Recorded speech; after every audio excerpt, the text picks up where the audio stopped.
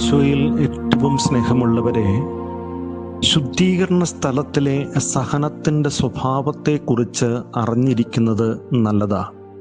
ശുദ്ധീകരണ സ്ഥലത്തിലെ സഹനത്തിൻ്റെ സ്വഭാവത്തെക്കുറിച്ചൊന്നും കത്തോലിക്കാ സഭ ഔദ്യോഗികമായിട്ട് നമുക്ക് പറഞ്ഞു തരുന്നില്ല. എന്നാൽ സഭാപിതാക്കന്മാരുടെ വിശുദ്ധരുടെ ചരിത്രം പരിശോധിച്ച് നോക്കുമ്പോൾ, അവരുടെ പഠനങ്ങൾ പരിശോധിച്ച് നോക്കുമ്പോൾ, പ്രിയപ്പെട്ടവരെ, ചില കാഴ്ചപ്പാടുകൾ നമുക്ക് ഇതിനെക്കുറിച്ച് അറിയാനായിട്ട് പറ്റും. ഒന്നാമതായിട്ട് അവർ പറയുന്നത്, ശുദ്ധീകരണ സ്ഥലം എന്ന് പറയുന്നത് സ്ഫുടമല്ലാത്ത ഇരുട്ടിൻ്റെ ഒരു സ്ഥലമായിട്ടാണ് പറയുന്നത്. അതിൽ തന്നെ നല്ല ഒരു പങ്ക് സ്ഥലം മങ്ങി മേഘാവൃതമായിട്ട് കിടക്കുന്ന ഒരു ഭാഗമായിട്ടാണ്. അതിൽ തന്നെയും പല തട്ടുകളായിട്ട് സ്ഥിതി ചെയ്യുന്നു എന്നതാ. എന്നിട്ട് പറയുവാണ്, അതിൽ ഏറ്റവും താഴ്ന്ന ഭാഗത്ത് വലിയ സഹനം നേരിട്ടുകൊണ്ടിരിക്കുന്ന സ്ഥലമാണെന്ന്. ഇത് കൂടുതൽ നമുക്ക് മനസ്സിലാക്കാനായിട്ട് പറ്റുക, വിശുദ്ധ ലിറ്റ്വിൻ എന്ന് പറയുന്ന 1433 മരിച്ച ഒരു വിശുദ്ധയാണ് വിശുദ്ധ ലിറ്റ്വിൻ. ഈ ലിറ്റ്വിന് പരലോക ദർശനത്തെക്കുറിച്ച് ഈശോ കാണിച്ചു കൊടുത്തപ്പോൾ ഒരു മാലാഖ ഈ ലിറ്റ്വിനെ കൂട്ടിക്കൊണ്ടുപോയി. ലിറ്റ്വിൻ ചില കാഴ്ചകൾ കണ്ടപ്പോൾ ഈ ലിറ്റ്വിൻ മാലാഖയോട് ചോദിക്കുന്നുണ്ട്, ഇത് നരകമാണോ എന്നുള്ള കാര്യം. ശുദ്ധീകരണ സ്ഥലം കണ്ടിട്ട് അതിൻ്റെ താഴ്ന്ന തട്ട് കണ്ടിട്ട് ലിറ്റ്വിൻ മാലാഖയോട് ചോദിക്കുന്നു, ഇതിൻ്റെ താഴ്ന്ന തട്ട നരകമാണോ എന്ന്. അപ്പോൾ ഈ മാലാഖ പറയുന്ന ഒരു കാര്യം ഇതാണ്, ഇത് നരകമല്ല, പക്ഷെ ശുദ്ധീകരണ സ്ഥലത്തിൻ്റെ ഈ ഭാഗം നരകത്തോട് ചേർന്ന് കിടക്കുന്ന ഭാഗമാണെന്ന്. പ്രിയപ്പെട്ടവരെ, പല വിശുദ്ധരുടെ ചരിത്രം പരിശോധിക്കുമ്പോൾ അവരുടെ പഠനത്തിൽ നിന്ന് മനസ്സിലാക്കാൻ പറ്റും, ശുദ്ധീകരണ സ്ഥലത്തിൻ്റെ മേൽത്തട്ട് സ്വർഗത്തിലേതുപോലുള്ള ശാന്തതയും വ്യക്തതയുമുള്ള സമാധാനപൂർണമായിട്ടുള്ള സ്ഥലമാണെന്ന്. ഇനി കൂടുതലും നമ്മൾ തിരിച്ചറിയണം, ഇതൊരു സ്ഥലത്തേക്കാൾ ഉപരിയായിട്ട് പ്രിയപ്പെട്ടവരെ ഒരു അനുഭവത്തിൻ്റെ തലത്തിലാണ് ഇത് നമ്മൾ വിശ്വസിക്കേണ്ടത്. എന്ന് വെച്ചാൽ ദൈവദർശനത്തിൽ നിന്നുള്ള അകൽച്ചയുടെ ദൂരമാണ് നരകത്തോട് ചേർന്ന് കിടക്കുന്ന സ്ഥലം അല്ലെങ്കിൽ സ്വർഗത്തോട് ചേർന്ന് കിടക്കുന്ന സ്ഥലം എന്ന് നമ്മളൊന്ന് മനസ്സിലാക്കാൻ ശ്രമിച്ചാൽ മാത്രം മതി. പ്രിയപ്പെട്ടവരെ, ഇനി ഏത് തരത്തിലാണ് ഇതിൻ്റെ ആഴം നിശ്ചയിക്കപ്പെടുന്നത്, അല്ലെങ്കിൽ ഏത് തട്ടിലാണെന്നുള്ളതിൻ്റെ ആഴം നിശ്ചയിക്കപ്പെടുന്നത് നമുക്ക് മനസ്സിലാക്കണമെങ്കിൽ, നഷ്ടപ്പെടുത്തിയതിൻ്റെ വലിപ്പമനുസരിച്ചാണ് ശുദ്ധീകരണ സ്ഥലത്തിലെ സഹനത്തിൻ്റെ ആഴം നിശ്ചയിക്കപ്പെടുന്നത് എന്നാണ് പറയുന്നത്. എന്ന് വെച്ചാൽ തൻ്റെ തെരഞ്ഞെടുക്കപ്പെട്ടവരിൽ തന്നെ ദൈവം ചിലരെ പ്രത്യേകമായി വീണ്ടും തിരഞ്ഞെടുക്കാറുണ്ട്.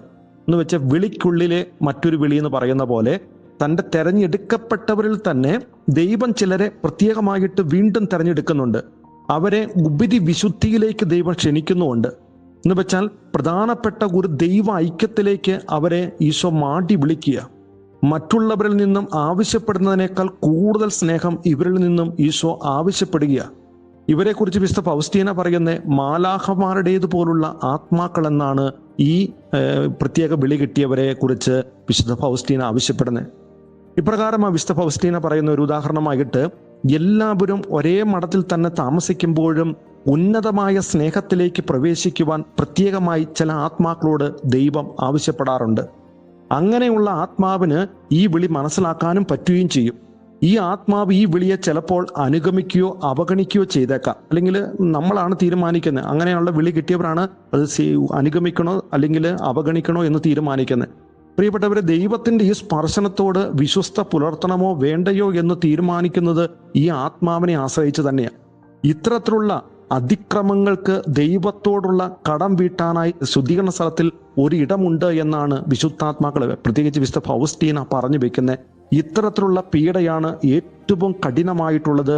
അത് ദൈവം പ്രത്യേകമായ വിധം മുദ്ര കുത്തിയ ആത്മാവ് എവിടെ ചെന്നാലും വ്യതിരിക്തമായിരിക്കുമെന്നാണ് വിശുദ്ധ ഫൗസ്റ്റീന പറയുന്നത്. എന്ന് വെച്ചാൽ വിളിക്കുള്ളിലെ വിളി കിട്ടിയ വ്യക്തികൾ ദൈവത്തെ പ്രത്യേകം സ്നേഹിക്കാനായിട്ട് വിളിക്കപ്പെട്ട മക്കള് അതിനെ അവഗണിക്കുകയോ അതിനെ ഉപേക്ഷിക്കുകയോ അതിനെ നിരാകരിക്കുകയോ അതിനെ വിശ്വസ്ത പുലർത്താതിരിക്കുകയോ ചെയ്യുമ്പോൾ ആ ആത്മാക്കളിൽ നിന്നാണ് ദൈവം ഏറ്റവും കൂടുതൽ പ്രത്യുത്തരം കിട്ടാനായിട്ട് ആഗ്രഹിക്കുന്നത് എന്നാണ് വിശുദ്ധ ഫൗസ്റ്റീന പറയുന്നത്. പ്രിയപ്പെട്ടവരെ, ഇത് മനസ്സിലാക്കണമെങ്കിൽ മത്തായിയുടെ സുവിശേഷം 25-ാമത്തെ അധ്യായം 14 തൊട്ട് 30 വരെയുള്ള വചനഭാഗം പരിശോധിക്കുമ്പോൾ കാണാൻ പറ്റും കർത്താവിൻ്റെ വാക്ക്.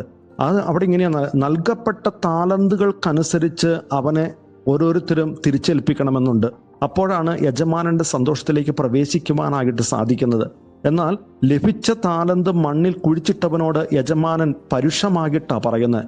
എങ്ങനെയാ പറയുന്നതെന്ന് ചോദിച്ചാൽ വചനം പഠിപ്പിക്കുന്നു. മത്തായി 25:30 പറയുന്നു, പ്രയോജനമില്ലാത്ത ആ ഭൃത്യനെ പുറത്ത് അന്ധകാരത്തിലേക്ക് തള്ളിക്കളയുക. അവിടെ വിലാപവും പല്ലുകടിയുമായിരിക്കും, കഷ്ടതയുടെയും യാതനയുടെയും കുഴിയിൽ നിബദിക്കുന്ന ആത്മാവായി തീരും. പ്രിയപ്പെട്ടവരെ, നമുക്കും ഇന്ന് തിരിച്ചറിയാനായിട്ട്, നമ്മൾ ഇങ്ങനെയൊന്ന് മനസ്സിലാക്കാനായിട്ട് ശ്രദ്ധിക്കുക. മറ്റൊന്നുമല്ല, ശുദ്ധീകരണ സ്ഥലത്ത് വിശുദ്ധാത്മാക്കളുടെ പഠനമനുസരിച്ച് പല തട്ടുകളുണ്ട്. ആ തട്ടുകളിൽ ഏറ്റവും താഴ്ന്ന തട്ട് നരകത്തോട് ചേർന്ന് കിടക്കുന്നു, ഏറ്റവും മോൾ തട്ട് സ്വർഗത്തോട് ചേർന്ന് കിടക്കുന്നു. ഓരോരുത്തരുടെയും പാപത്തിൻ്റെ ഗൗരവം അനുസരിച്ച് ആ ആത്മാക്കൾ ഏത് തട്ടിലായിരിക്കുമെന്ന് ദൈവത്തിന് മാത്രമേ അറിയാൻ സാധിക്കുകയുള്ളൂ. അതുകൊണ്ട് പ്രിയപ്പെട്ടവരെ, നമ്മുടെ കുടുംബത്തിൽ നിന്ന് മരിച്ചുപോയവർ ശുദ്ധീകരണ സ്ഥലത്തിൽ ഏത് തട്ടിലാണെന്ന് പോലും നമുക്കറിയത്തില്ല. നമുക്ക് ഒത്തിരി പ്രാർത്ഥിക്കാം. നമ്മുടെ പ്രാർത്ഥന കൂടുന്തോറും അനുസരിച്ച് വിശുദ്ധാത്മാക്കൾ പറയുന്നു, ഓരോ തട്ടിലേക്കും മുകളിലേക്ക് കയറി വന്ന് അങ്ങനെ അവസാന സ്വർഗത്തിൽ എത്തിച്ചേരുമെന്ന്. നമുക്കും ആഴത്തിൽ നമ്മുടെ കുടുംബത്തിൽ നിന്ന് മരിച്ചുപോയവർക്ക് വേണ്ടി പ്രാർത്ഥിച്ച് അവരെ സ്വർഗത്തിലെത്തിക്കാം. നമുക്ക് നമ്മുടെ വിളിയോട് വിശ്വസ്തത പുലർത്താം.